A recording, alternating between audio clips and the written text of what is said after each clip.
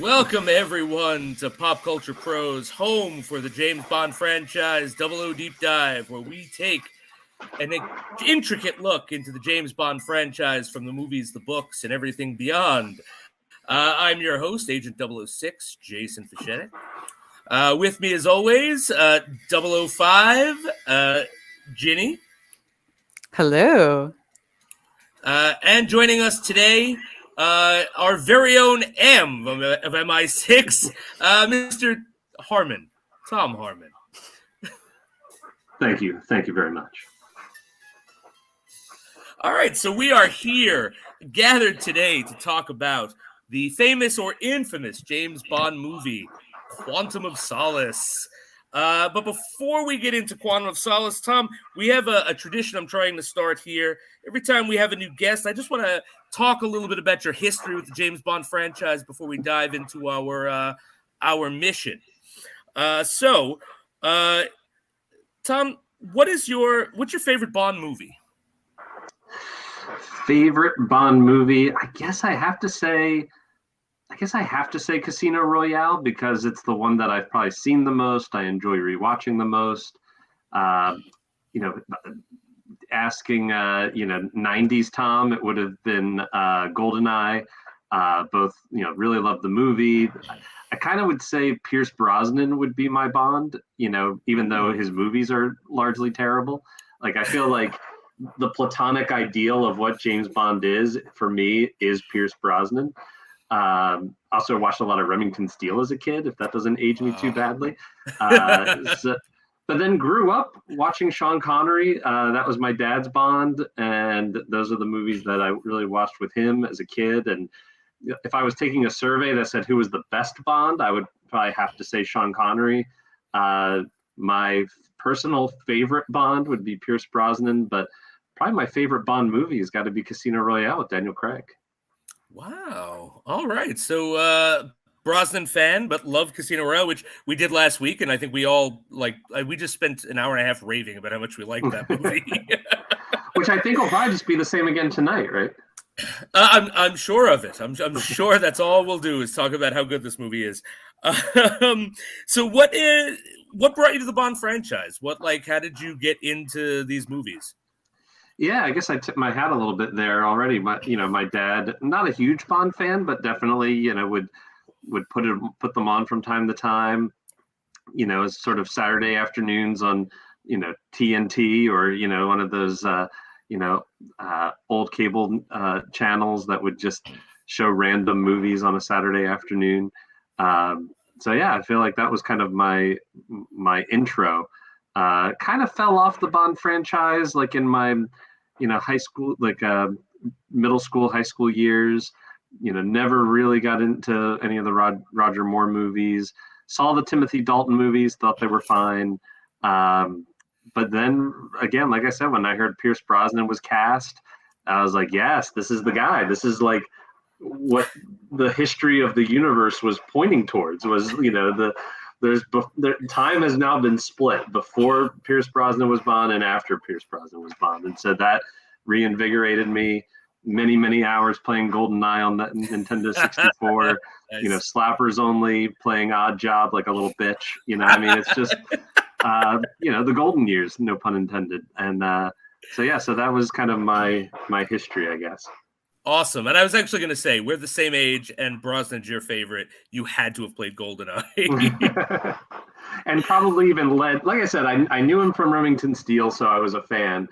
But the video game definitely just seeped it more into my genetic code. I'm surprised you didn't say Skyfall was your favorite. Skyfall is amazing, and I love Skyfall a lot. I don't want to. This isn't the Skyfall night, but yeah, it's got some flaws. I think it's not a perfect film. I think Casino Royale is a perfect film. I think it's a 10 out of 10. Wow, that's a bold statement. But we agreed with it, though. I mean, I actually said it jumped into my top 3 Bonds for right now, because my thing is, I haven't seen these Daniel Craig movies but once, the first time they came out. So this is like a new rewatch for me. And I was blown away by Casino Royale. No, Casino Royale is fantastic. Yeah, phenomenal.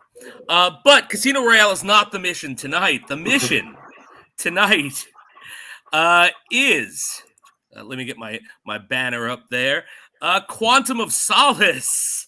Quantum of Solace, which I'm going to drop a Bond. I'm going to drop a Bond trivia fact here. It is the last movie to share a title with an Ian Fleming story. I'm not gonna. It just shares the title, and I'll talk about. I was going to say, I believe it doesn't have a whole lot of other connection similarities. I can't imagine. It's just the title, and again, Ginny, I texted you right while I was watching this. While I was reading it, the book. I texted you like this story is just about like Bond having dinner with a governor. This is so weird. It's such a cool title, though. It's like a quantum of sad, like it's so sad and melancholy, and it's about him having dinner with someone. Yeah. And then the whole thing is like the Bond is interested in this woman who's sitting at the table, and she's the guy's wife, and he tells her the story about how she broke up with and demoralized her ex-husband. And the whole title, Quantum of Solace, is whenever you have human interaction, if you go beyond the quantum of solace and lose your humanity, then it's going to be a bad breakup. Like, that's the whole point of that story. That's not bad, though, for this movie, I think. Ginny, I'm gonna ask you to take it away and elaborate, because you are the champion of this movie, right? So why don't you start off with like what it is about this movie that you really dig, and then we'll get into sort of the breakdown. I think because it has to be like, this is like the only. Skyfall is kind of its own movie, but it's a like companion piece to Casino Royale, because it takes place just after the first movie's over, like in continuation into his next mission. And it's him dealing with Vesper and him, mourning over her and dealing with his own trauma. But he does it in like not a great way. He's not, anytime someone asks him about Vesper, he's like shutting it down. He's completely using violence as a means, like he's back to where he was, but even worse, I think. We talked about how brutal he was and how, again, he's kind of a little rogue to begin with. But then now even having like this as a catalyst for him to just go completely, shut down and emotionally shut down, and then just crazy violent. I think this movie is really brutal. Watching it the second time, I was like fascinated watching some of the fight scenes, going like a lot of stabbing, and not a lot of like gunshots too, but a lot of stabbings for a PG-13 movie. There is actually that scene. I mean, because I think this might be the darkest Bond movie I've seen. Yeah. I think this is darker than, and again, we'll get to it in the rewatch, but I think it's darker than License to Kill. And License to Kill is pretty dark. That's a pretty dark movie. But yeah, there's a scene, and we'll go through it when we go through it. But there's a scene where he kills a guy by like cutting his part of his throat, and then putting him to the ground and shoving the knife into like his like the vein artery in his leg, the ephemeral artery. Yeah. So you know it's going to bleed out. I thought about that. I was like, is that why he stabbed him? I was like, yeah, it is. And then he's bleeding out. It is. And the fact that like I think what makes it so dark is there's no quip. It's not like he was like, I got a leg ahead of you. It was just like, shh, don't fight it. That was kind of the tone of it. And he stares at him and is just like, and I'm done. And I'm going to take a jacket and I'm going to leave. That's it. It was so dark. But I love that. I think more watching it this time, and again having a Bond girl that is matching him in his own in revenge, and like I can't recall another Bond movie that does that. So that's a bonus point for me and my Bond girls, and like kind of what's different and what's and it's a quick movie. It is short. It's the shortest Daniel Craig movie. And I'm like, it's the shortest Bond movie. Shortest Bond movie. It's great. It's efficient. I have to say that I did appreciate the efficiency, because I had sat down to watch it last night. I can't watch anything until my son goes to sleep. Right. As you guys know, I have 2 daughters. And I was just like, all right, I know it's like 9 o'clock. I'm going to be here for 3 hours. I was like, an hour and 40 minutes. All right, I can do this. I could get an episode of Doctor Who in after this. Efficiency is one adjective. No script would be the other. So Tom, before we get into the deep dive, what's your overall opinions of this movie? I mean, look, we, I guess, full disclosure, 005 and I are married. And so which I think nepotism is what got me on as your first official guest. Nepotism and our friendship. Come on. I had a little bit to do with the nepotism. No, I meant nepotism all around in all of its manifestations. So, Ginny and I rewatched it yesterday, and I think I'd seen it maybe twice before. Pretty sure I saw it in theaters. I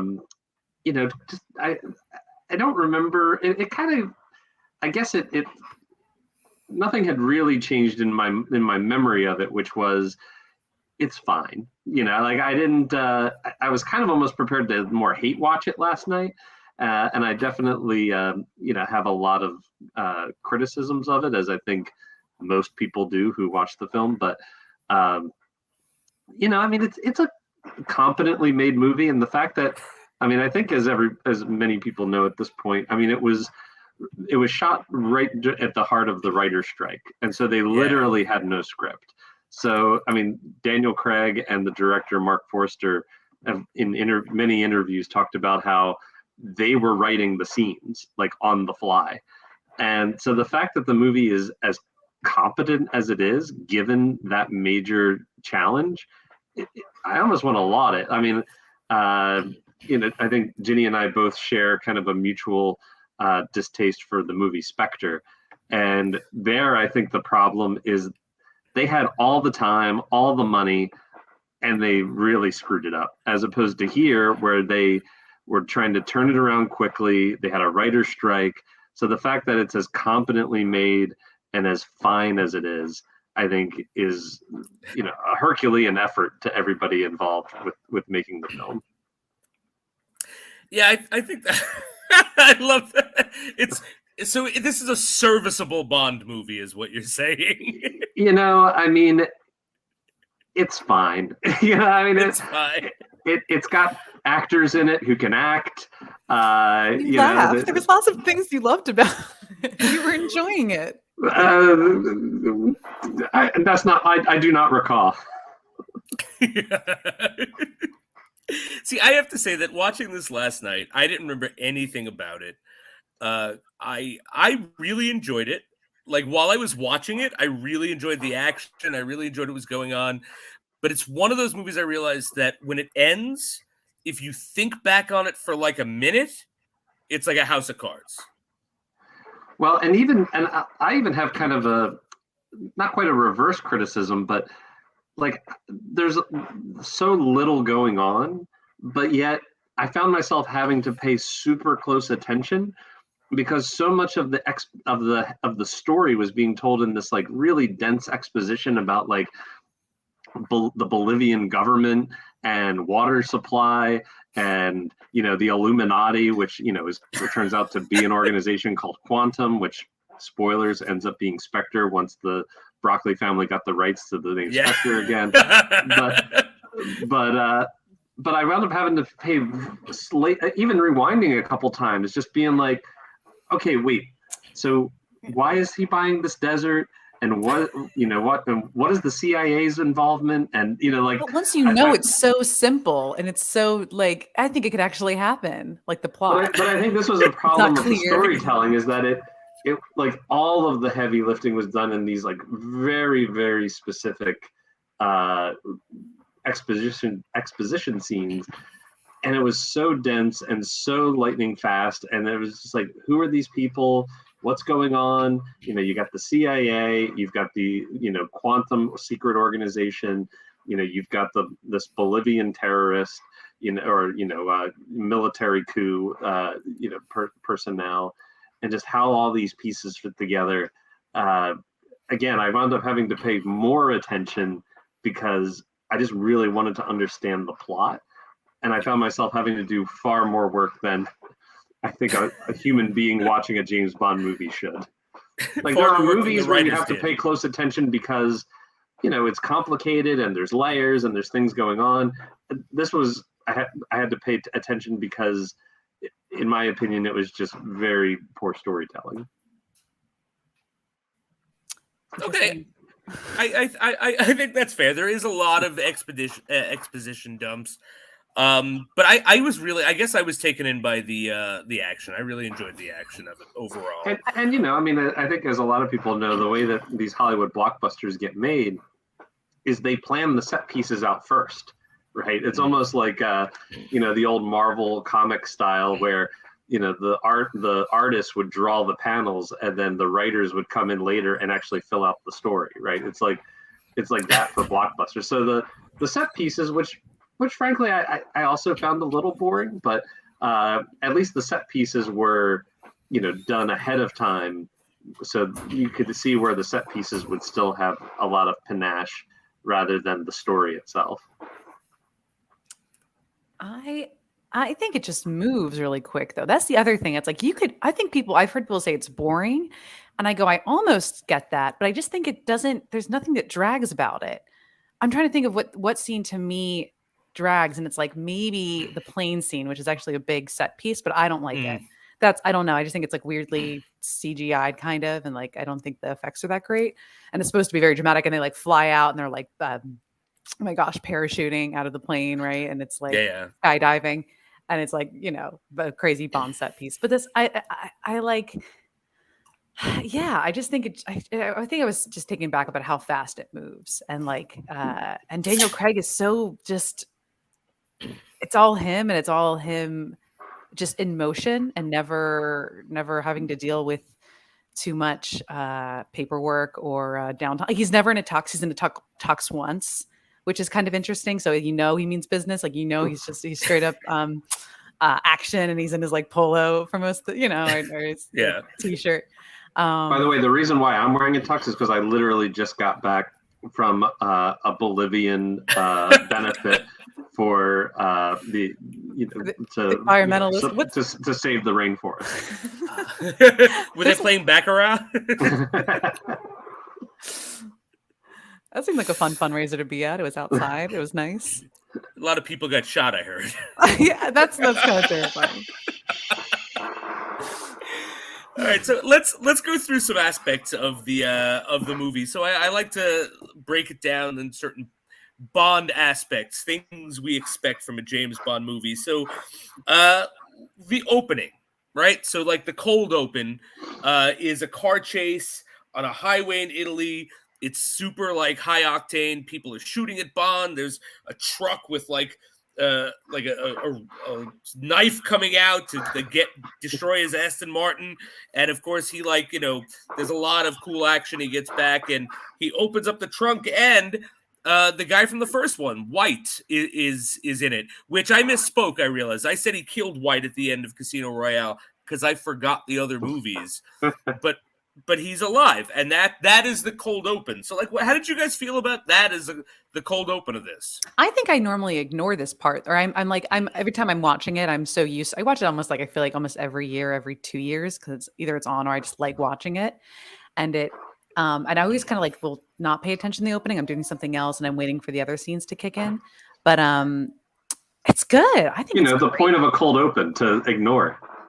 That's my choice. That's my choice. It's not the movie's fault. The movie's very engaging and crazy, and it's so crazy how like the scene also with the betrayal. M's assistant handler is working for, like, that's a cool twist, and I love it. I think it's great. That guy's, you know, a little devious henchman. I'm into it, and it's quick. I think it moves. I don't think it gets dragged out too long. It's a very quick. It's probably one of the quickest cold opens for, again, the shortest Bond movie. Tom, what about you? I mean, I think that, I mean, from as action cinema, I think it was fine. You know, a lot of quick cuts. You know, not a lot of wide shots, not a lot of long takes. But I really actually did like Daniel Craig's performance in that cold open. I mean, he is just so nonplussed. Like, he's actually like annoyed at certain points. You know, like when the truck especially is kind of like nearly impaling him. There's no fear. There's no. He's not. And again, it's not even just like robotic. He's he's like frustratedly annoyed that this guy has the tenacity to be in his way. So like from a performance standpoint, from a Daniel Craig as Bond character standpoint, chef's kiss. But there's no context. Like I don't know which cars are good, which cars are bad, which cars are pedestrians. I don't know why he's being chased. Is he, there's no context for what's happening, what the stakes are, where does he need to get to, who these people are. The fact that he has this guy in the trunk, which is like the big reveal, which I sure hope you remember from 3 years previous. That and you should, because it's your favorite movie, Tom. It's your favorite movie. You should remember this man. It's very like, important. Oh, it's that guy, or it's a guy. I don't know. So I think, again, from a storytelling perspective, I just the whole time, like, what is going on? I guess one thing that maybe for better or for worse, especially in the spy genre, I guess my cards on the table, as much as I love the Bond franchise as historically, I gotta say my favorite spy franchise is the Mission Impossible series. And they all start with a cold open. They all start with some sort of crazy, stunt mission thing. But you always get a sense of what's at stake, what's the objective, where's it going wrong. You very quickly get a sense of who the players are, what the geography is, and where things are falling apart that Ethan Hunt has to somehow miracle his way out of. And there's just there's no setup, there's no context. There's cars and there's bullets, and at some point he gets away and there's a guy in a trunk. So what you're saying is you'd rather be on Impossible Deep Dive, looking into the Mission Impossible movies. Focus. No, I actually do agree with you, because again, cards on the table, Baccarat style. I enjoyed this movie a lot. I don't think it's one of the best Bond movies. I don't think it's one of the worst. Like I was looking online, people were saying it was the worst. I'm like, I'm sorry, has no one seen Moonraker? Come on. But I there are two things I like in my cold open. It's not even the worst Daniel Craig movie. I'm guessing you mean Spectre, and I don't remember anything about that movie. Exactly. But we'll get there. Maybe we'll have you on maybe you can come back on Spectre. But I like Ginny can represent the Harmon view. No. Fair enough. Man. But in my Bond cold opens, I like them action oriented, and I like them removed from the plot. Like GoldenEye, it's part of the plot, but it's removed by time. In like Goldfinger, it's like, see, he's just finishing up another mission. It's like this has nothing to do with anything, and I always kind of like that because it adds sort of like a sort of a veil of mystery to the Bond like world. Like he does things when he's not on screen. Yeah. I found this one odd. I love the action, so it had half of that. I love the action, but I found it odd that it was like so directly related to the setup of the movie, and also like I agree with you, Tom. Like I just watched Casino Royale a week ago. I did not recognize that guy, Mr. White, until they took him out of the trunk, and then I was like, oh right, yeah, okay, that's who that is. It's like. I think that reveal was supposed to be like, which is before the like big title sequence, right? Yes, so it's like, right. Yes, title sequence. Right, exactly. And I think that was supposed to be bigger than it was, but it's like this is just a guy in a trunk. I mean, I don't remember what I ate for breakfast yesterday. I'm not gonna remember 3 years ago. So yeah, but I thought it.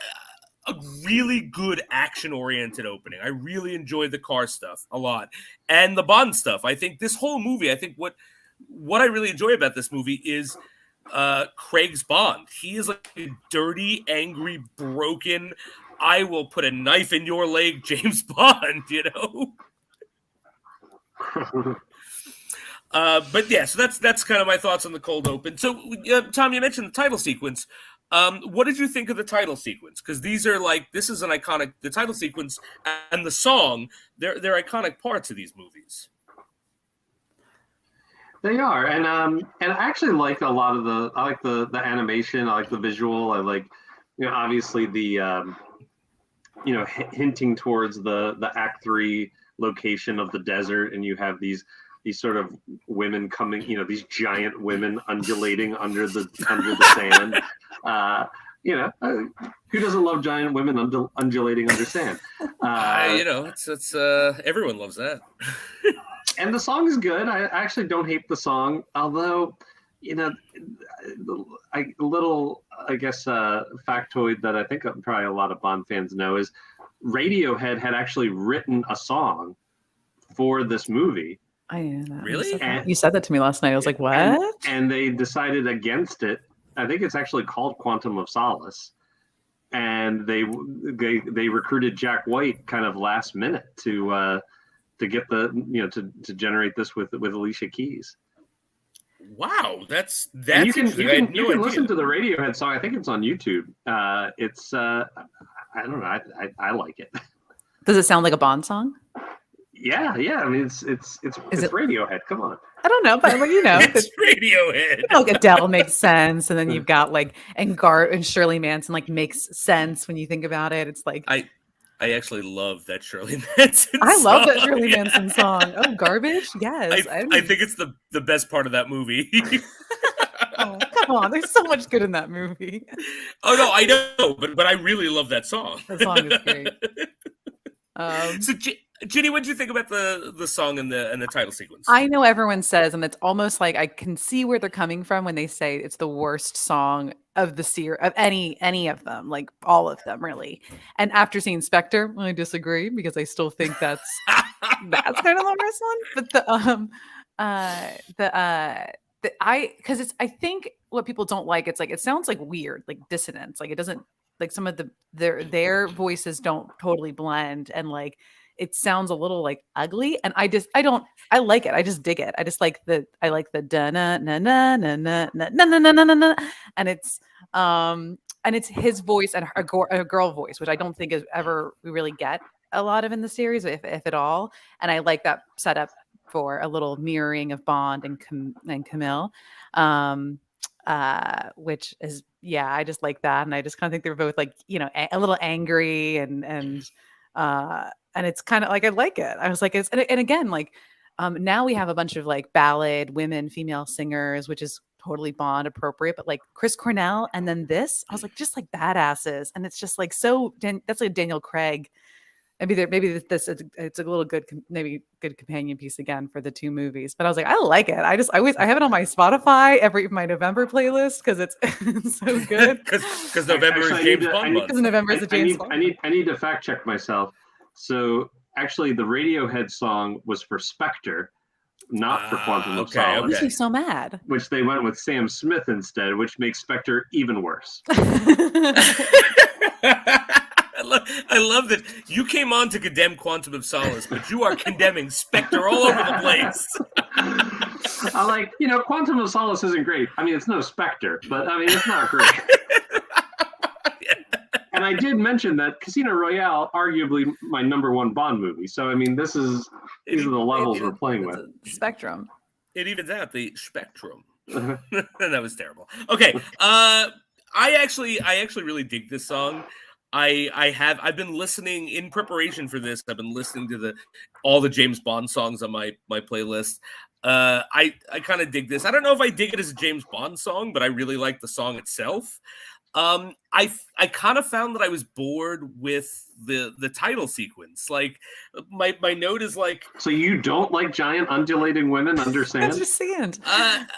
But you get to them too late and there's too little of them. 90% of this is just James Bond walking with a gun in the sand. I mean, it's a lot of that. And not even shadows of him. It's like him. It's just like footage of him. Yeah, it's just footage of him in the sand with a gun. And it's weird. And I don't know. I just thought it was kind of boring. Is there oil? I'm trying to think about it because oil is a big thing in this. Yes, the sand is there, but are there like sexy oil ladies? Oil is the MacGuffin. Oil is the which is never really followed through on, but oil is like it's the thing everyone thinks there is, but it's actually water. Yes. Yeah. Which is to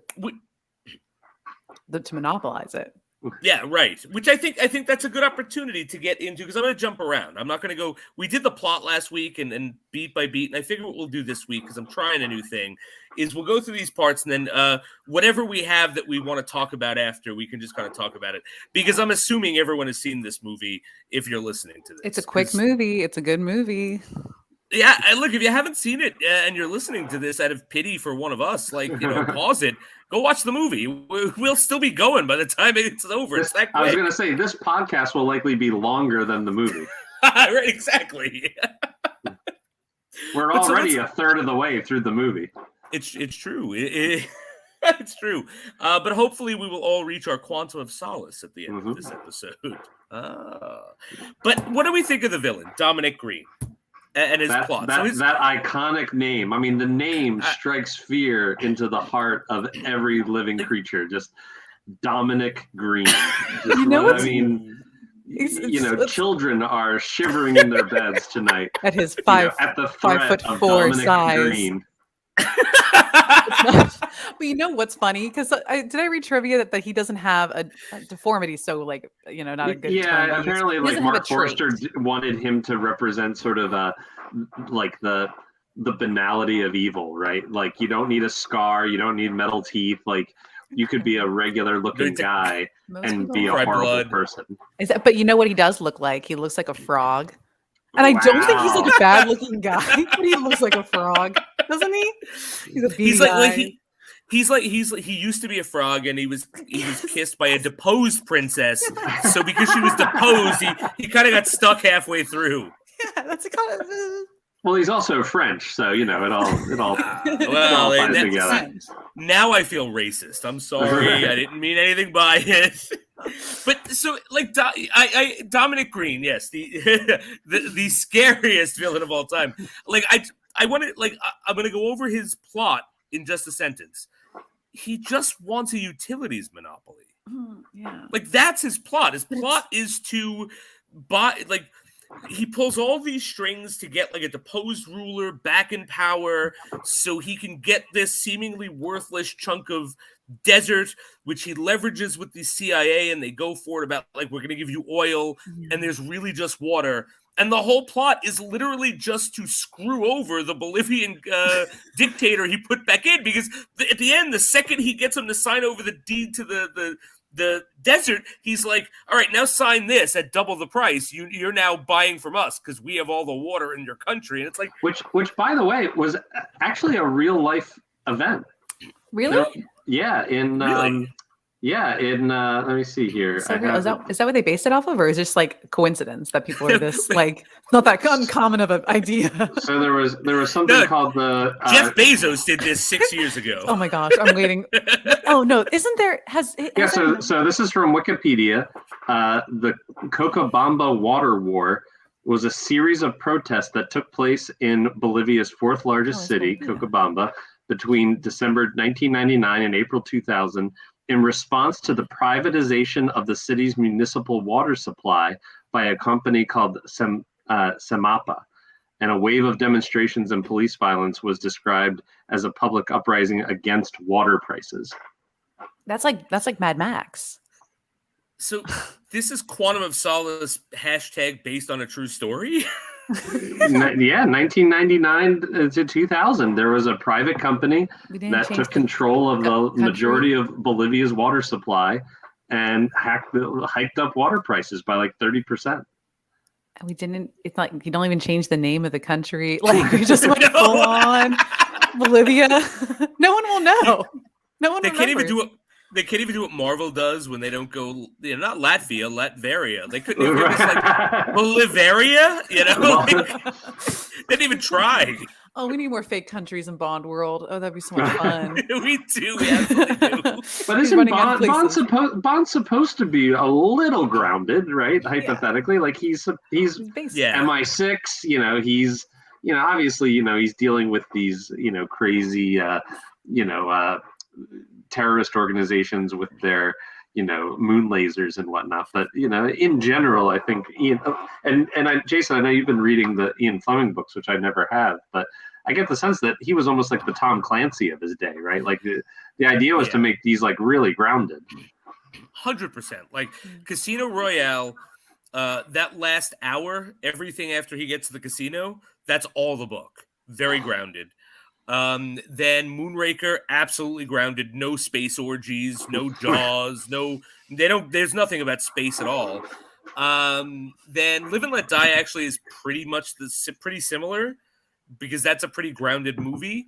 And I'm listening to Diamonds Are Forever now, which is a pretty grounded movie outside of the Blofeld stuff. But Blofeld's not in the book. He's not been introduced yet, because I'm listening to them in order. So yeah, very grounded stuff so far. I can't wait to watch Diamonds Are Forever. Yeah, I love that movie. Because I was like, oh, it's so 60s. It's very. I can't wait till we get to the Connery stuff. The 60s stuff is. I mean, again, I told you guys, I love 60s like spy stuff. I really do. Well, and this idea is not original to me, but the idea of now, obviously with this being Daniel Craig's last movie, and they'll be rebooting it soon. I think they should reboot it in the 60s. Oh yeah. Oh, that's because we were talking about that too. Like, how do you do Bond post Daniel Craig, or like who do you replace him with, or who do you bring on? And maybe that would be a challenge for some diversity casting that I know a lot of people are hoping for. But I don't know. I feel like a way to make Bond stand out in a lot of these spy thriller franchises, like the Mission Impossibles, is take it back to its roots. Go back to the 60s. I would love to see that. And actually, you know what I would love to see? I'd love to see them take it back to the 60s and actually do adaptations of some of these books, like Moonraker, where it's just title alone. Yeah. Like, yeah, give us a redo. Like, it's not. You can always watch a Roger Moore Moonraker if you have to, but like, give us an actual adaptation. If you have to, like if a loved one has been kidnapped, and the only way that's the only way to get them back is you have to watch Moonraker. Stakes. Look, that and this podcast about the only two ways I'd rewatch that movie. So, all right. So I think Ginny, what are your thoughts on the villain? So Tom has made it very clear he's boring. My personal thoughts is, and I'm sorry, I asked you a question, now I'm answering it, but I realize I keep going Tom, Ginny, me. I got to switch it up. But I personally think that the fact that this could happen and actually did happen, which I just learned, is kind of like, I need a bit more theatrics in my Bond villains. Mm-hmm. And I just found that, like, I kind of found him boring, and his plot was like, water, okay, utilities, okay, whatever. But Ginny, how to defend it, please? Who's scary, and watching it the second time is the guy who's, what's his name? The Bolivian, that iconic guy, Medrano, dictator. The dictator Medrano. He's terrifying, and he's very sinister. We talked about like when am I intimidated? And I'm not intimidated by Green. I wasn't really too intimidated by Mads Mikkelsen in like Casino Royale. And this guy is like a sight. And people are like this though, which is terrifying. And there are government like leaders that are like absolutely like this ruthless and this like just I don't know, no, like he like almost rapes a girl at the end, and I was like, I'm not here for that, man. And it's like that's terrifying, and you want him to get defeated and totally murdered, and I'm happy, like he almost rapes Rob Stark's wife. Yes, Una Chaplin, she's in this movie. What's her name? What was her character's name? God, what's her name from Game of Thrones? She gets stabbed in Red Wedding. Yeah, she gets red weddinged. Oh my gosh, I've never. Can I share with you guys? I've never seen an episode of Game of Thrones. Oh well, that's fair. That's fine. Yeah, I mean the first 4 to 5 seasons is like masterpiece television, and then it's just it takes a deep jump off a cliff. You stick with it out of loyalty, and then it messes and just screws with you. But no, yeah. So he's pretty dastardly. And he would have just a weird little character, but I was like, oof, he's necessary. But I was like, I just hate him so much. And I agree. It made me uncomfortable at the end. And I give them props because they set up that he is a terrible rapist. Like when you find out what he does to Camille's family, right? Mm-hmm. But like to see him do it to like the woman who's bringing him his drink, and like she's like tied up, and like it's kind of a graphic like setup. Yeah, it's just you just cut to it and you see this happening, and you're like, oh my god! It's again talking about the brutalness of the movie.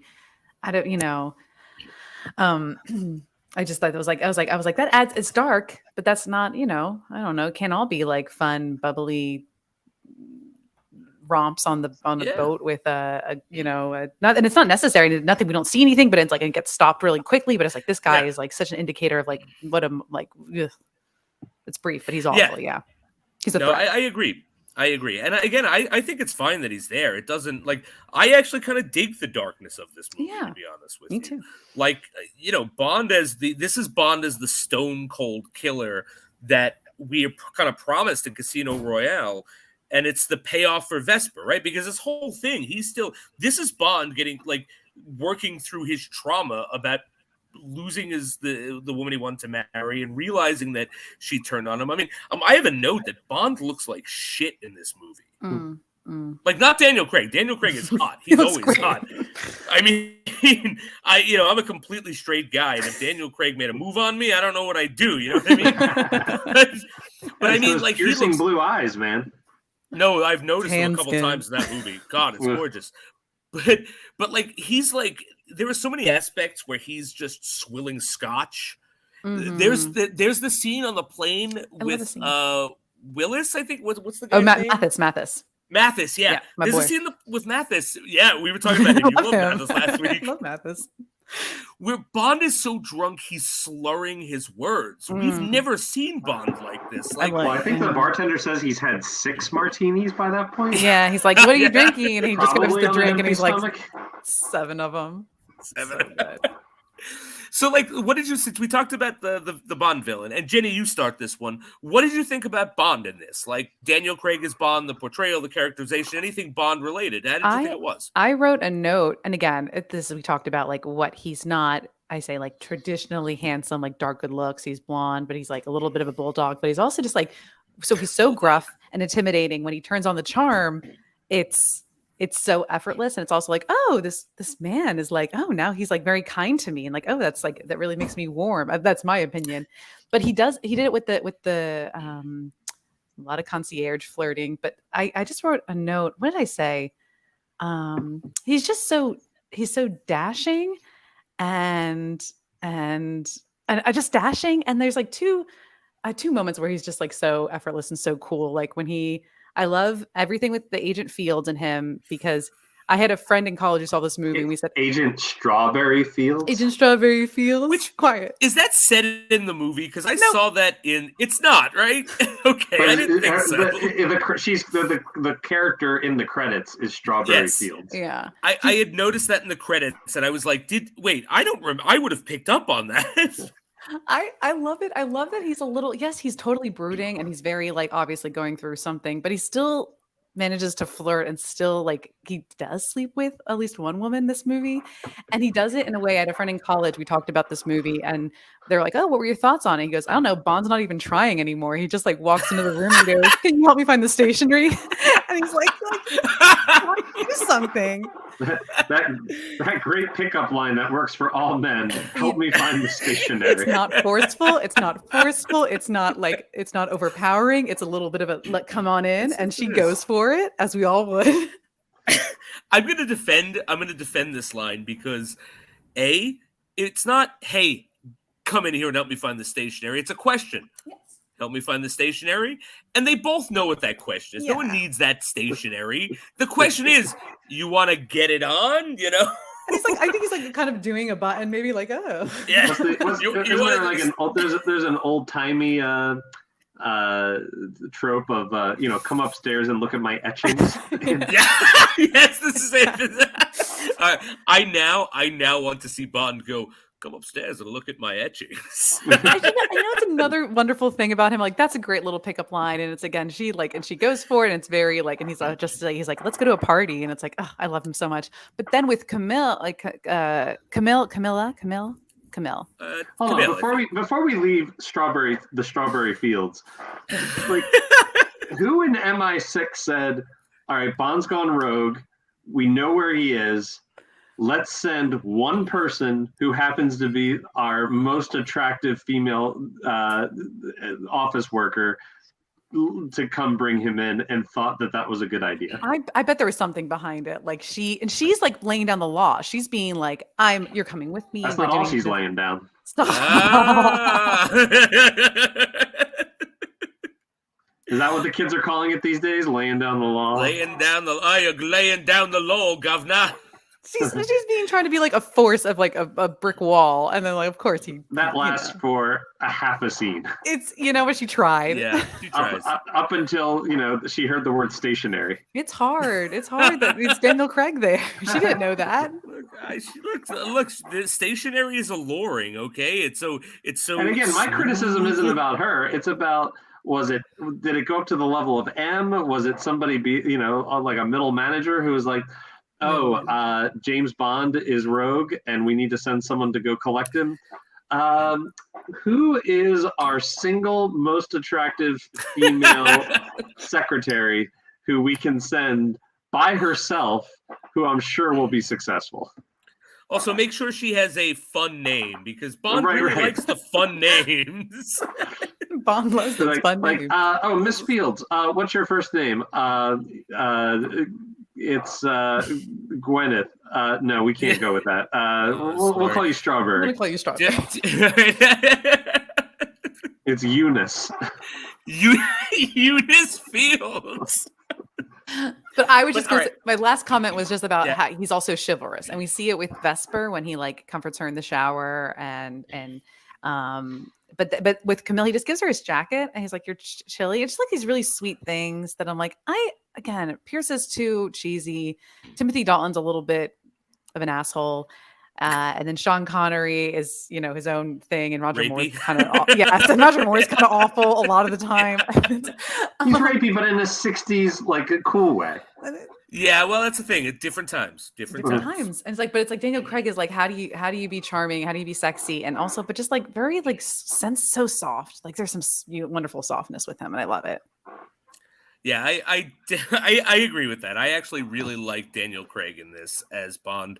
Actually, one of my favorite moments is when he is holding knocked out Camille when he saves her from the boat, and he just goes up to a porter and he goes, "Here, take this." I just think it's funny because he's just so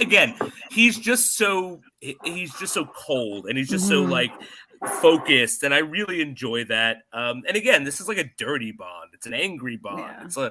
It's a funny line, and I definitely chuckled, but at the same time, like I feel like he's kind of Mr. Magooing around in this movie. Like, I mean, isn't she a lead? Like, doesn't she have intel that he might want to figure out before he like dumps her off on a on a dockhand? The great thing when she picks him up in the car because she thinks he's someone else, and and she's like, "Do you have the stuff?" And she opens the suitcase, and it's like a photo of her. It's a hit. That's awesome. And he goes, "I think someone wants to kill you." And it's a Mr. I think Magoo. I'm supposed to kill you. And he's like smiling about it. He's like, "Oh, I think someone wants you dead." And then she's like, "That's it." But before that, like throughout the whole movie, I guess they thought this was like a character arc for Bond. Is that he kills all of his leads. Like every time, yes. the guy who is working for Quantum, the M's bodyguard, kills him. The guy who they track with the tagged bills, kills him. Just like every single time he, gets Camille, just dumps her off. It's like. And then finally, at the very end, when he doesn't kill the last guy in the sort of almost quasi post-credit scene, it's like, oh, this is character growth. He didn't just murder this guy. Emotionally, he was the most important one. Wouldn't he be? That's for his true. own That's emotional, But still, I mean, like as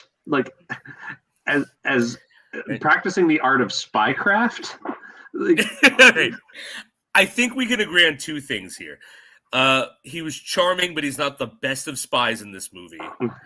But M is a terrible M in this movie because Tom, you asked who authorized that? M authorized that. Because like literally this is the second movie and it's his second mission as a 00 where he goes rogue and M's like, just keep tabs on him. He's fine.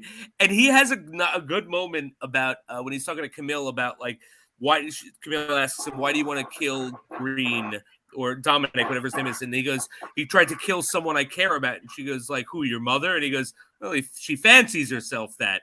So I think all of the missteps when it comes to reining Bond in is on the fact that M is not a very good M. She's too emotionally attached to him. And she even says, like, at several points, like, I can't trust you. Yes. I don't trust you. You haven't earned my trust. And then finally he takes out a bunch of guys in an elevator, and then M's like, I trust him. I trust him. Yeah, because he takes them out and goes to her and goes, I'm going to follow this through. You're going to do it with me. And then he escapes, and she's like, all right, fair enough. Man. I'm sorry, Jenny. Oh, no. It's so true. I just didn't even think about this. It's really messing up. So that we talked a bit about the Bond girls. I think we got two of them here, right? We got Camille and Strawberry Fields. Strawberry Fields. I love her so much. What did you guys think about Tom? What did you think about the Bond girls? Do you think they were effective? Camille is great. Although it's interesting, I read that apparently Gal Gadot was a finalist to be that, and she didn't get it, and actually, like, was kind of worried about her career. But then she got the Fast and Furious movie, and she's got nothing to worry about now. Yeah, she's fine now. But where's that other actress who played Camille? She was in the Black Widow movie. And she had no lines. She's, oh gosh, what's her name? The daughter. Oh, she was the Taskmaster. Spoilers. And I was like, I saw her. Yeah. She's all scarred and she has no lines. Gosh, like, that's right. I did not put the name. Now that you mentioned it, I kind of recognize the name, Olga. Kurylenko. I can't say it right. Something. Yeah, I don't know. Kurylenko. Let me see if I can do it. Kurylenko. But no, she was. I mean, I thought she, she's stunning. I thought she was very capable. Totally held her own. Kurylenko. Olga Kurylenko. I think her revenge story made sense. I like the point you made, Jenny, that it sort of parallels Bond's revenge story, and they're on this mutual journey of revenge together. Strawberry Fields doesn't need to be in this movie. Like, what? Because sometimes we need a second Bond girl. We always get a second. We get two. You do, but it would be nice if they had some purpose. She's comedic relief. Is she? Kinda. And well, she's the one person Bond has sex with. I mean, right? I mean, that's the only time he sleeps with a woman, right? Yeah. He doesn't have casual. Well, he has casual sex in the movie. No, he doesn't consummate anything in the first movie. No, because in that first one, he just teases the wife and then buys her caviar and runs away, and she gets killed. Like, he only has sex with Vesper, who he was going to marry. Yes. So this Bond is like, in Bond standards, it's kind of the virginal Bond. He does, so far anyway, he's had sex with two women. Mm-hmm. I mean, Pierce Brosnan does that before breakfasting. Yes, so much. It's the 90s. But forget about it. Sean Connery doesn't even ask. No, Strawberry Fields isn't necessary. I like her. I think it's funny because we don't have silly Bond girls in this series. We don't have, Daniel Craig doesn't have frivolous, funny, cute girls or little secretaries that he can flirt with. I think she would be the kind of Bond girl I would end up being. You're not gonna when you do fight, and she does, it's I trip somebody because I see a little in, and I was like, that's realistic, that's great. And she's but then she also gets taken out for her troubles. Yeah, they Goldfinger her except with oil. With the oil, which is awful. Which also I found a little weird that in the I guess the continuity of this Bond, because when they discover Fields, covered in oil, dead on the bed, M says something like, how many does this make? These women that do anything for you, and then later in the finale when Camille is fighting the Bolivian general, and there's a gunshot. Yeah. Dominic Green says to him, "Oh, it sounds like you lost another one." I think he means Strawberry like Fields. It feels like the movie is saying, yeah, Bond has this thing where the women he's involved with get killed, but like in canon, this, like you said, Jason, I mean, this is only his second mission. You know, Vesper, I guess, died, but he didn't necessarily get her killed. So other people probably don't see it like that though, because she was with him, and it's just like a dangerous. But still, it's not like this long line of women who he's gotten killed by this point. 4 would be a lot. 1 is too many. So how many? What do you mean? Well, I mean, you know, not if you're a secret agent who literally murders people like for fun, which he kind of does in this movie. Like, there are a lot of these people he does. Like that guy that he puts the knife in his leg. I think that was such a chilling moment because he doesn't have to kill that guy. No, there's so many people he doesn't have to kill. So that's true. But I agree with you, Tom. I think this is part of the writing issue, and the fact that there was a writer's strike is they had this theme, and in Casino Royale they had a theme, and the theme was Bond needs to know who to trust. He needs to know how to gain the sort of insight to become the agent he's going to be. And this theme was, sort of Bond gets people killed. Bond has to overcome. He has to have humility, right? Because one of the biggest things is between him and Mathis, where Mathis dies in his arms, and Mathis like, we forgive each other, right? And there's a moment of reconciliation even before that, and then it's there, and then he has to sort of not kill the guy at the end, which we talked about, which, give the guy a parade, didn't murder someone. But I think the problem is the theme is James Bond needs to grow the same as the first, grow into his role as 00 and get away from his human attachment. I just think because of the writer's strike, there's like so little there that we kind of have to fill in the gaps. But that potential is so like good though. This is almost how I wanted The Dark Knight Rises to be a little bit more, like to acknowledge some more things about The Dark Knight, and it didn't happen because I loved this movie at the time, and I was like, oh, but this will be like Batman will get his version of like Quantum of Solace, where he can get like closures and he'll be super angry the entire time, and then it was just weird, and then like Dark Knight Rises is weird. But that I kind of maybe the potential is all there, and that's all I see on the screen. I'm like, look at that, like he can, you have a girl who's like literally being a mouthpiece for like his grief, and to be like, and you should get some closure, and you really need to look into that, and he does, and he takes into consideration when Yusef comes along, and I think that's full circle to me. And by the time you get to Skyfall, and Skyfall is the next follow-up, and then we're all happy with Skyfall. We all love Skyfall, and that's his own like next mission, his own emotional mission to deal with. So I'm like, I think this is a great movie. I think this totally, Yeah, no, I like that. I agree with you. I think the potential is there. Like, I kind of wish, and I wish this all the time, that I could just go to parallel universes. But I wish I could go to the parallel universe where there wasn't a writer's strike, where I can see what this movie was supposed to be. Which apparently it wouldn't, although to Ginny's point, it wouldn't be exactly what she wanted, because, Mark Forrester and Daniel Craig have said that the only reason this is as much of a sequel to Casino Royale is because of the writer's strike. Because they needed to have something to go off of, essentially. Right. The plan was not for this to be so much of a direct sequel. Oh, that's so rare. I think that's what I like about it so much. I don't know. That is what I like about it. I like that it's like a direct sequel. Yeah, it's kind of like a companion piece. You said that at the top, Ginny. It's like, it doesn't feel necessarily like its own movie, but it's definitely like a wonderful companion piece to Casino Royale.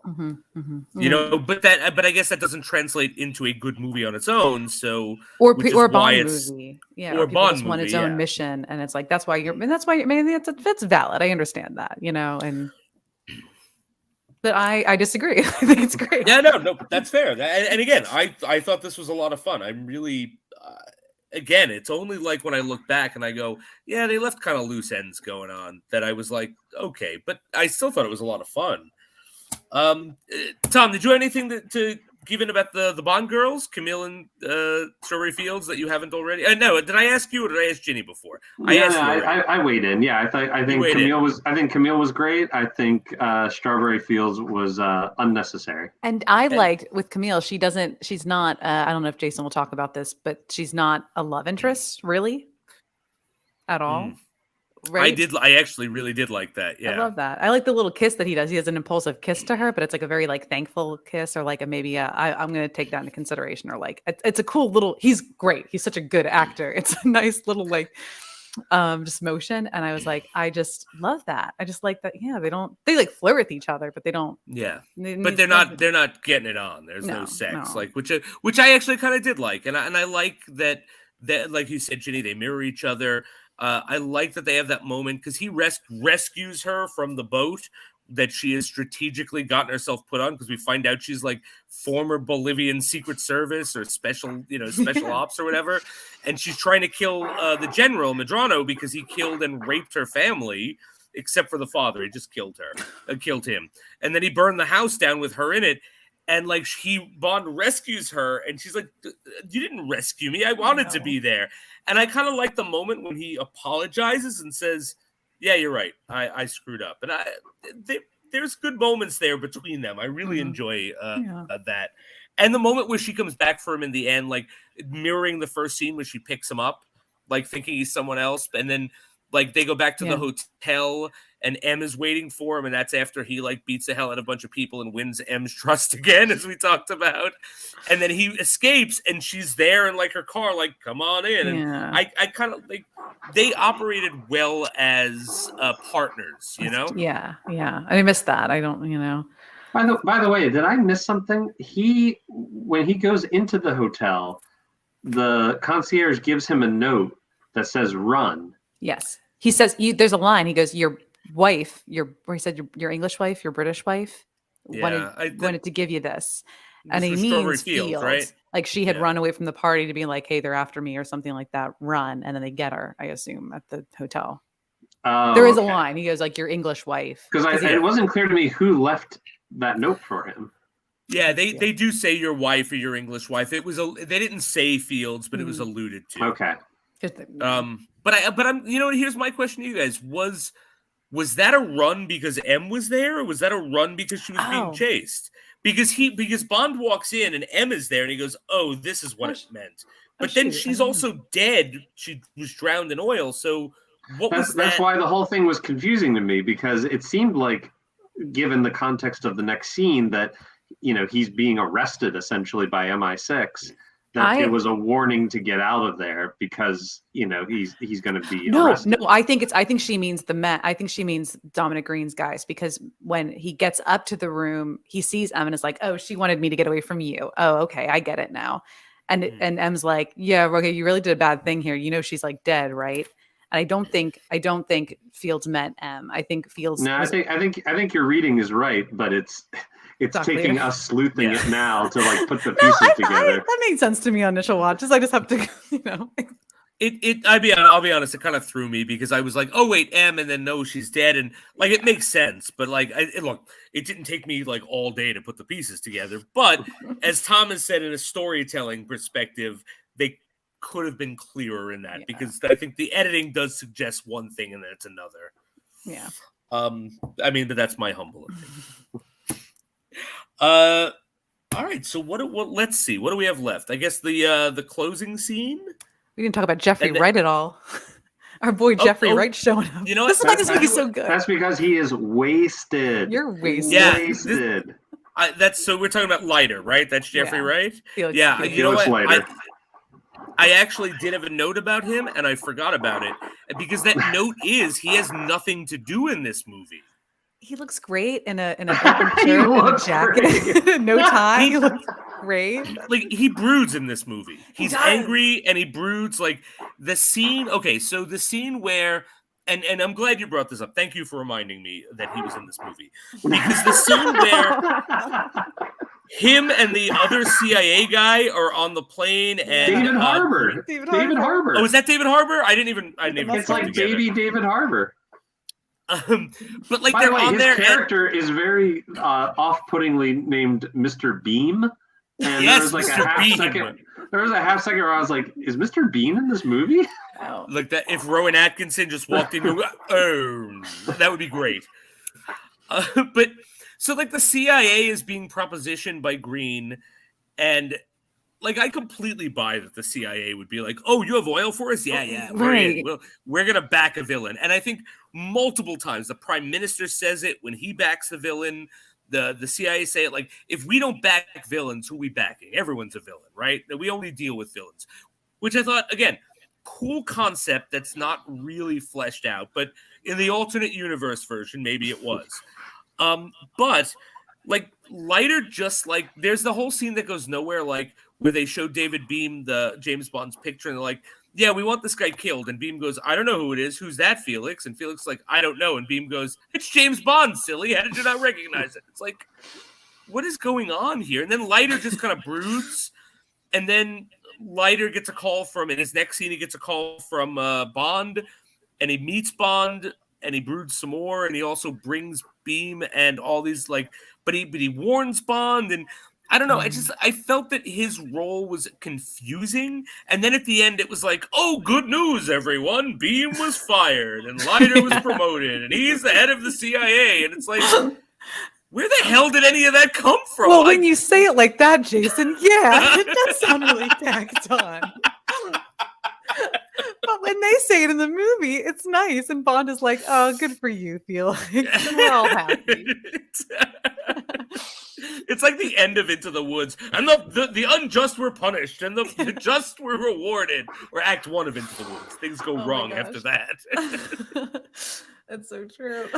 But Yeah, I agree with Ginny. Jeffrey Wright looks amazing. I think give that man a Felix Leiter spin-off movie. I'm all for it, or a Even Bond TV is great series or chemistry too. They're something. best friends. They're best buddies. But he has, and I actually appreciate his characterization where he knows that we're dealing with villains again, and this is my life, and I know we have to do it, and I know that this is the necessary evil, but I'm not going to take pride in my work, and if I can give Bond like a 10-second head start, I'll do it, and manage to do it in a way that doesn't get me in trouble. So I appreciate all that, but unnecessary, doesn't lead anywhere, doesn't actually, again. Why have the Americans at all?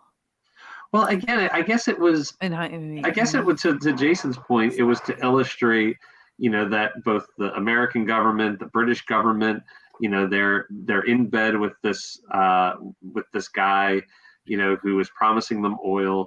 Although first, I think it was when M goes and confronts like her higher up. I think it's the Prime Minister. That's the Prime Minister. No, he's not. I don't think he's not the Prime Minister. He like represents the Prime Minister. Oh, okay. I thought he was because he even says like the PM is furious with you, and she goes, "Well, he has my number," and he goes, "Well, if he wanted to talk to you, he'd call you." But he's like, the world is running out of oil, which I guess is objectively true. But this was like 2008. Like I don't know. I think we still have enough oil for a while. That you don't actually have to bend over backwards for anybody who has some oil. Although, to be honest and to be fair, we live in a world where we live in a country that bends over backwards for people who have oil, and who has fought unlimited, never-ending wars for oil. So I think all is fair in the oil game. Like in fairness, and I'm not against that. I guess it was just the turn of phrase. It's because the world is running out of oil. Right. So like, there's no time to be like polite about it. We just have to be blunt. They're saying this in meetings in our government right now. We don't have any oil. There's no oil left. Everyone's panicking. That's me in the government. We can't move to electric cars. What will the oil lobbyists think? We need more oil. Have you forgotten about the oil? That's what I thought. All right, so let's see. There's no. So my next thing is the action. I like the action. What do you guys think of the action of this movie? Brutal. It was just kind of rough. Yeah, the fight scene with the guy with the knife. It was just like it was clear. It was like one take. Great combat. Like just the two of the actors actually doing it. I was like, it looks great. It was really great the first time I saw it in the Bourne franchise. Ooh, I'm sorry. shots fired. I'm sorry. I think there's a lot of. We take a lot from other movies, Tom. I don't think that's an argument to be made. So I'm gonna be the contrarian here. Like, so first of all, the opening, or I guess not the cold open, but where he's chasing the M's bodyguard, who's reveals himself to be part of Quantum, and it inexplicably keeps intercutting with a horse race. Yeah, that's weird. Yes. I agree. That's weird. I'm like, okay, either we're intercutting with the horse race because the horse race is going to become part of the set piece, like they're going to find themselves like having to dodge horses or something, like somehow the horse race is going to become integrated into the set piece, which doesn't happen. I was like, or is it a metaphor? But I don't know. It's a metaphor. Why it would be a metaphor? What would it be a metaphor? It's a horse race. We're in a horse race. Bond's in the race always. And then also the tone. The tone is riding his back. The tone is weird because again, I agree with you all that this is probably the darkest Bond movie that I can think of. But then it also kind of wants to have its cake and eat it too. So in that sequence, the villain is free firing into the crowd. You see him shoot a young woman, it looked like in the stomach. It actually cuts back to that woman at a certain point a little bit later in the sequence. But then in between, you have this old Italian woman dropping her tomatoes. Yes, I have a note about that. Like, oh, Madame, my tomatoes. And then it's cut back to 20-year-old pedestrian with a gut shot wound. All right. When you put it like that, I see your point. But I have to admit, I was watching it last night. I was like, "Oh, that old Italian grandma just dropped the tomatoes. It's insane!" Like I kind of did like that because she's like, she's so depressed about it, just resigned. In a different context, in a slightly different tone movie or whatever, I'd be all over it. But it was the way it was intercut with this active shooter in a crowd. No, you're right. And then it goes into this part of the movie. Pirates of the Caribbean style, crazy, scaffolding, Rube Goldberg kind of fight sequence. Just again, tonally, I just found it kind of all over the place. I thought the scaffolding was cool because we're in Italy, and I kind of like that. Right? What didn't make sense to me was the opera scene a little bit, because I'm trying to figure out what opera that was. That wasn't. This weird, is though. Oh, no, I do like. I'm sorry, Ginny. Oh, no, I was just because there's a Mission Impossible scene with another opera, but that opera made sense because I knew that opera was like a male and a female fighting, and she was a badass female in the opera. It was like it juxtaposed. It was a nice parallel.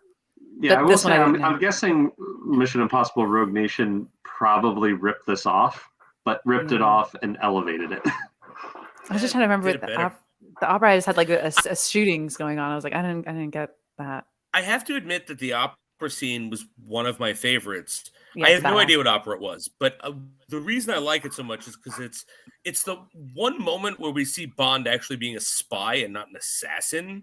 Yeah, because he gets the earpiece and then he's listening to them have their conversation. They're not Spectre conversation.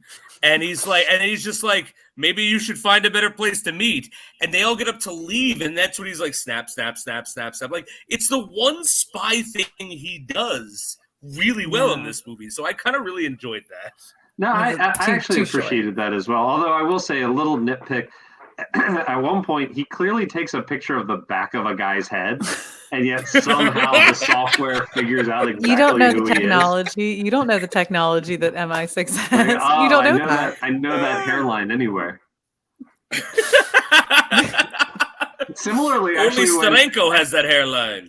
After he gets the name Dominic Green and he calls back to MI6 headquarters, he's like, I got a name, Dominic Green. And the other guy's like, well, that's a pretty generic name. Anything else to go on? No. That's okay. We figured out exactly who it is. I don't remember that either. I'm going to pretend that didn't happen in the script. All right. So I think we can agree that the action is a mixed bag. Like there's some good action here. There's some not so good action here that maybe doesn't make sense. Are you on board with that, Ginny? I think Tom, I think you might be on board. Ginny, are you on board, or are you all like the action is great? I am. If the action isn't as like spectacular as say like Skyfall, I still think that there's emotional moments. There's just moments of the script that is elevating the movie for me, and yeah, there's I think the greater sum of it. But the action is fine. Yeah, it's fine. It's nothing spectacular. Even I say the plane sequence is not my favorite. I kind of like. I was like, I know what's going to happen. They're fine. Yeah, I mean, Jason? Is there a set piece in this that you think would be in like the top 10 James Bond set pieces? No, not at all. But top that doesn't 20? mean. And yet it's still brutal. It's still probably. I like a lot of, not all, but I like a lot of the scene where he's chasing the guy up the stairs in the bell tower. You know, like everything you said was correct about the cutting, but when he gets up to the bell tower and he rings the bell and disorient the guy and they have the fight. Yeah, I like that. I agree. I think there's some cool stuff. I think there's some cool moments with Bond where he just goes all in. Like, I don't love the plane scene, but I love that he makes a decision to ram the helicopter. You know, at some point, like there is some choice, but then it's followed up with like a really bad CGI parachute moment where, like, they pull the parachute 5 seconds before they hit the ground. It's like, no, you guys are dead. Yeah, that's what I said. But then, like, stupid. But then the scene that we're kind of poking fun at, where he beats the hell out of all the MI6 agents in the elevator, that's a cool scene. Like where he just incapacitates them, gets out, and even though it makes no sense for him to talk to him talking to her and then like going on the outside of the railing and walking around, like, so I think some of the action is really cool. I just think that as a whole, it doesn't necessarily work, if that makes sense. Mm-hmm. There's no time. That's actually a good point about the elevator fight. You know, because I think sometimes we look at history and we through the current lens of other pop culture, right? And you know, you've got the Captain America elevator Winter Soldier scene, which is, you know, really badass, really iconic. But this is like 10 years before that, right? So, you know, I think, you know, we got to give credit where credit is due on that. Yeah, I agree. And I thought it was a cool scene. Like, I mean, you know, he incapacitates all these guys, and he has that moment where he stops the elevator and takes the gun. Like, I don't know. I really did enjoy that. Ginny, anything else in the action while I look what our next thing is? Nope, that's it. But you guys spoke, and then bringing up the elevator fight scene, especially when he just hops over the railing, and that's just Daniel Craig being the best, though, being the coolest, and like it's him. It was him doing it. I was like, he looks so like light on his feet. Oh, what the? I think that's a thing that I give all of these Daniel Craig movies that I don't necessarily give like the Roger Moore movies or whatever. Is like, even when it's not great, he's so charming and he's so charismatic and he's so good. Like, you know, I can kind of forgive a bad script if I like the James Bond. And I think that's what I'm doing here. Like, I like him as James Bond, and so I can forgive a lot of the flaws of this movie. That's a testament to him. He's like, I think it's also sometimes it's like, especially with the new movie I haven't seen yet, but it's like, I almost expect, I'm like, I love Daniel Craig. He's great. He's fine. When I'm thinking about it in hindsight, when you watch it, you're like, oh, he's amazing. Like, oh gosh, like maybe it's like I'm under, I don't know, like underestimating him every time I watch the movie. This is a guy with like real acting chops. I mean, you think about like, you know, roles like Logan Lucky or, you know, Knives Out. Yeah, he was great in Knives Out. He's about to be Macbeth on Broadway. I mean, you know, this guy is like the real deal. Yeah. So before we get into our final, if this mission was a success or not, does anyone have any? And I'll go first to give you guys a moment to think. Does anyone have any moments or anything that we missed that you want to talk about? So I'm going to start. One of my favorite moments of this movie, it got a genuine guffaw for me, is when he has that moment in the car with Camille, and like she pulls a gun and he gets out and she gets away, and the guy on the bike pulls up and says, "You were supposed to shoot her," and he went, "I missed," and then knocks him off the bike like That's in one motion. Top Bond scenes ever for me. I'll replay that on like repeat. Yeah. It's the most badass. That was actually, I made a very short list of things I really liked, and that's number one. I mean, that's a very great moment. Like, I think if we're talking about like top 10 Bond moments, I might, depending on the moments we're talking about, I might put that in there. That's a great moment. No, that's fair. I think that's valid. That's a great bit. And it looks, and as a stunt point of view, I mean, it's a wide shot. You just see him like flip this bike. I mean, I'm not even sure how he did it, but it looks amazing. I don't know. Oh, it does look. It looks fantastic. What else did I want to mention before I give it over to you guys? The way he kills but doesn't kill Dominic, which I thought was kind of interesting. Like, he leaves him in the desert and gives him the motor oil and says, in 20 minutes you'll be drinking this. And then M says to him, they found Dominic, of all places, shot in the back of the head in the desert, which means the Quantum, not Spectre people found him. There was motor oil in his stomach. And I was like, you know what? That's an interesting callback, but good for you for following through on it. It's dark, isn't it dark? It's super dark. It's super dark. It's nice. It's nice and dark. Ginny, do you have any moments that we haven't touched on that you want to talk about? Thank you for mentioning the motorcycle scene, because that is so. I think that's maybe why this movie is one of my favorite. That moment alone is so great. He's so good. I think it's the best moment of the movie. I really do. I miss bang. Bang. I would like to say henchmen. We talk about we don't have henchmen with defining features like an odd job, but we do have a henchman with a horrible page boy haircut who I hate. Oh yes. Remember him? It's like a piece too, isn't it? Like when Fields trips him down the thing, doesn't his piece kind of fall off? Which is so weird. He's such a weird. He's like a chain. I kind of forgot that guy was in the movie completely, and I just watched it last night. When you said, Fields trips him down the stairs, I'm like, oh yeah, that guy was in it a lot, wasn't he? I just he has a bad haircut. I was like, what a little weird thing to do in the movie. What a weird touch. Anything else that? Yeah. I almost I have some really sad moments when again, Daniel Craig's such a good actor, just has Mathis's body after he gets shot and he dies in his arms, and they put him in a dumpster, and it's such a weird little moment. Can we? I have to say, because this was something I was going to bring up. You guys have brought Mathis's death up a few times as this tragic moment. Bond uses him as a human shield. I don't think he does. I think it was an accident. I don't think he opens the trunk, because the police are like, open the trunk, and he's thinking, oh, why do you want me to open the trunk? Somebody's put something in there. He opens it up. Mathis is there, not dead. We know he's not dead. Picks him up. Figures the police are now going to shoot him, turns, has Mathis as a shield, takes the shots, and then he takes the cops out. He's helping his friend out of the trunk, who is he's helping him out, and the way to do it is you use the weight on him. It's a messy scene. It's a messy directing cut, I think. But he doesn't mean to. He doesn't it wasn't bam, bam, bam. I defy you both to go back and watch that scene. I will. And tell me that he is not purposely protecting himself with Mathis's body. He is. I also think the key to that scene is what he says when he dumps Mathis in the dumpster. He wouldn't care. Yeah. And I think that's it.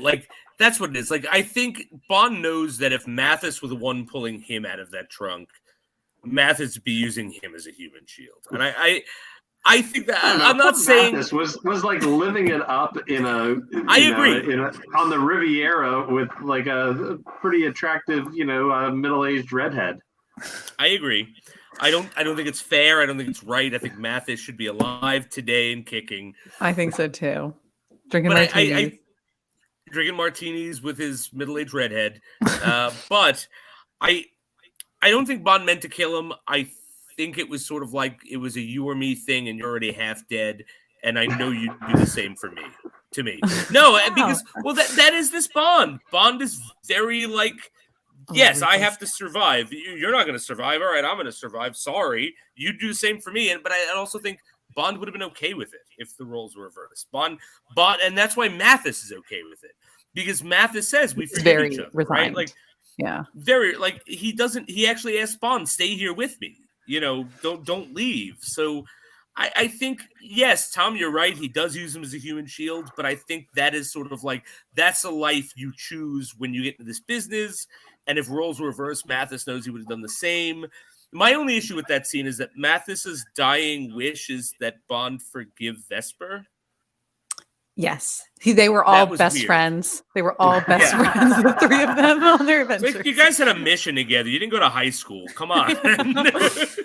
She was an amazing woman. He knew it. We knew it. I knew it. Tom knew it. And he wanted her to forgive. He wanted him to forgive her. Just forgive Vesper and forgive yourself, Bond. And now I'm going to die. Please throw me in a dumpster if you don't mind. Very dramatic. Tom, anything else you want to get to before we quantify Quantum of Solace as a success or a failure? Yeah, just a couple of quick hit things, I guess. One of the other things that I actually genuinely liked was, when at the beginning in the interrogation scene, which, first of all, I guess they just had whiskey there and like handy for Bond to have. Again, it's a lot of James Bond swilling whiskey. I mean, in Green, or Mr. White says, you don't know anything about us. We have people everywhere. Isn't that right? And then the M's bodyguard turns on them. And then later M goes, when people say they have people everywhere, you don't expect them to be in the actual room. Yeah. I do love that. She says something like, it's supposed to be a hyperbole. Right. Which I love that line. Which I appreciate that. Although I will say, again, maybe kind of a nitpick. Maybe this is like a weird editing thing. But again, if you go back and you watch the sequence where the bodyguard turns on them, he shoots the guy next to him, and then he fires another shot, and then you see a take of, it's like a close-up of M closing her eyes and reeling, and then the next shot is her running away. And like, did she get hit? Like, did she, like, it was, I don't know. It was I don't recall that. I don't recall that. I don't think it happened. I don't think this movie would have messy editing. Also, why is there a hotel in the middle of the desert that is apparently powered by the most flammable fuel that one could possibly power a building with? See, I think I didn't even clock that because I watched Die Another Day, where there is just the ice hotel, and that is something I went, what the hell is this? So a desert powered by flammable stuff that's going to explode at the end of this movie. But also, what is the hotel doing there? Like, who goes to the hotel? Bad guys.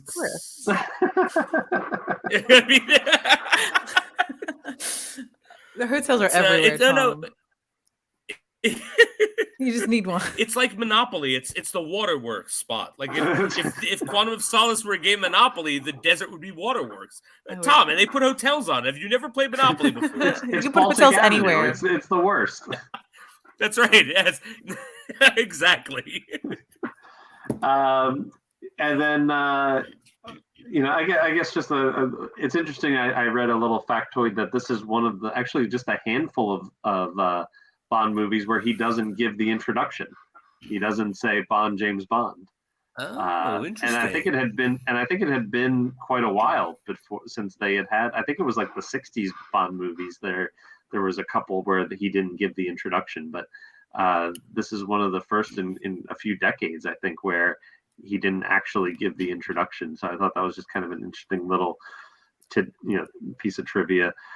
And then I guess not to end on too sour of a note, but I really didn't like the quasi post-credit scene where he finds Vesper's boyfriend, and it turns out that this guy is like a catfisher who just does this with secret agents all over the world. I love that. I think that's so awful, and poor Vesper, and she died. I think not it knowing really that. retcons Vesper in a terrible way. I think it makes her a poor judge of character. Did you see Yusuf though? He's very attractive. We can get it even agreed. She can't have a dating life, Tom. What's up with you?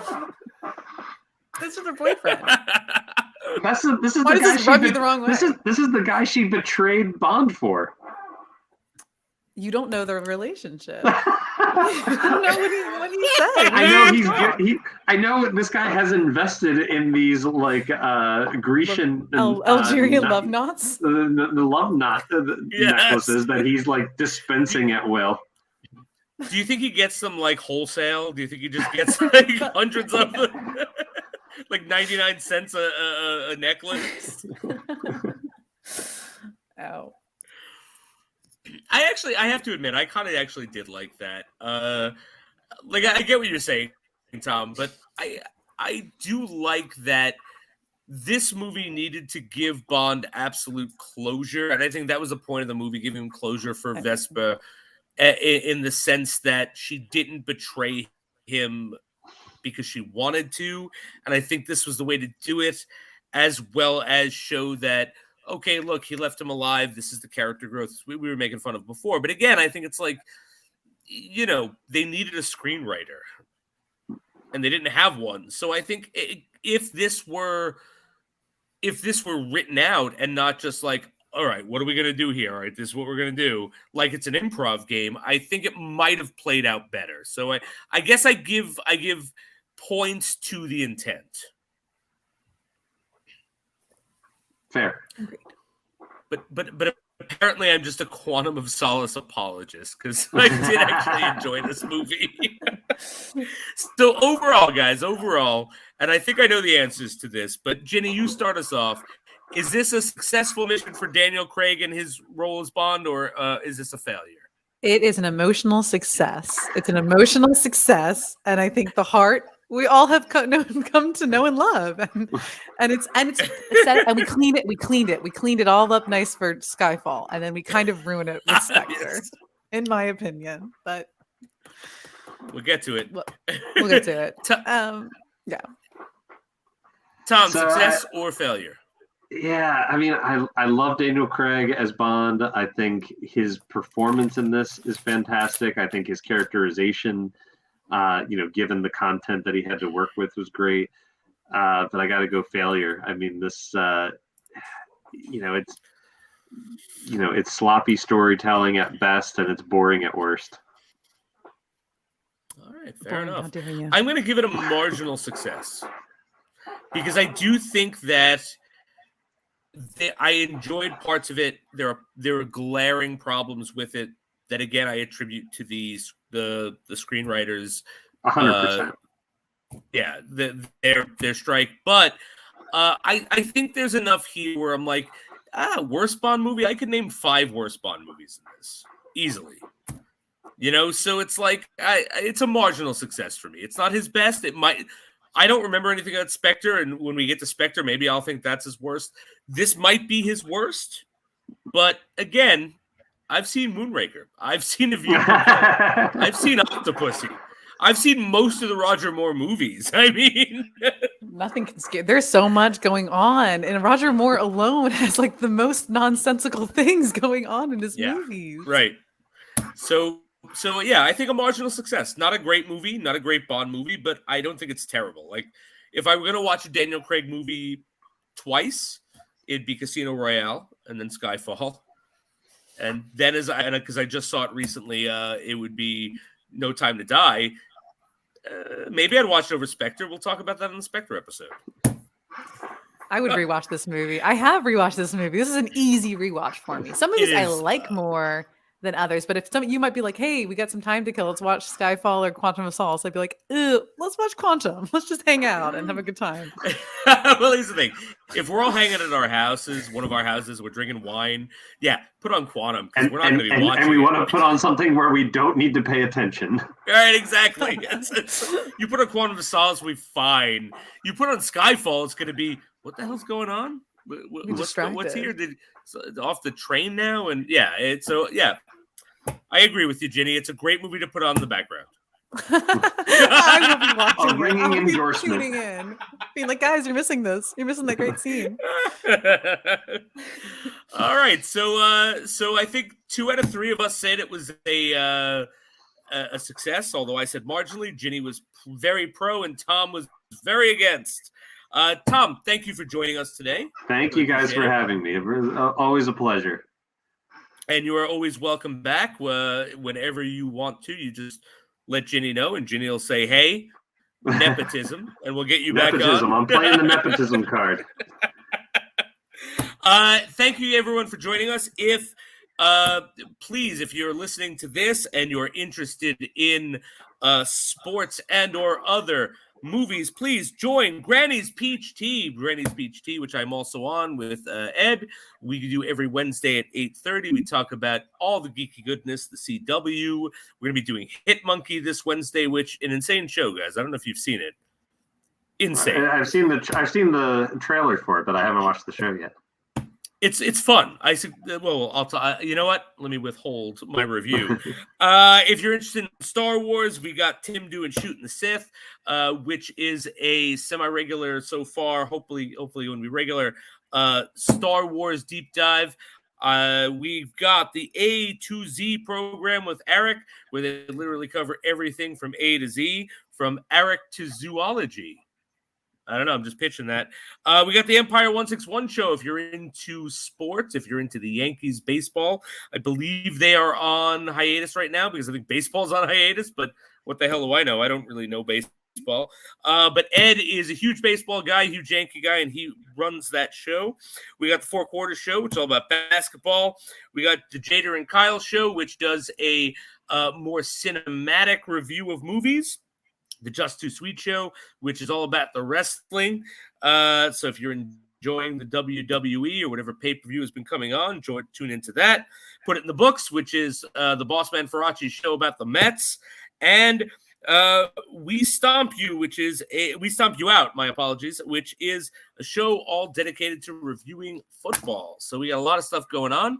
Thank you for joining us, everyone, whether you've been joining us on YouTube, on Spotify, which we are on. You can find us under Pop Culture Pros, Double O Deep Dive.